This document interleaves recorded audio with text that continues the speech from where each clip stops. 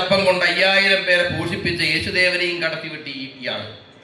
5 കൊല്ലക്കാലം കൊണ്ട് അനേകായിരങ്ങളെ വിരോധികളാക്കി, ഇത്രയധികം വിരോധികളാക്കി മാറ്റിയ ഒരു സെക്രട്ടറി ഈ ദുനിയാവിൽ, ഈ ഭൂമി മലയാളത്തിൽ നിങ്ങൾക്ക് കാണാൻ കഴിയില്ല, സുരേഷ് ബാബുവിനെ പോലെ. ആ വിരോധമുള്ള മുഴുവൻ ആളുകളെയും ഉൾക്കൊള്ളിച്ചുകൊണ്ടുള്ള കൺവെൻഷൻ അല്ല ഇത്. അങ്ങനെ ഒരു കൺവെൻഷൻ ഞങ്ങൾ വിളിച്ചു ചേർത്താൽ ആ കൺവെൻഷൻ നടത്താൻ പാലക്കാട്ടെ വലിയ കോട്ട മൈതാനി പോലും തികയില്ല എന്ന വിവരം നിങ്ങളെ ഞാൻ അറിയിക്കാം.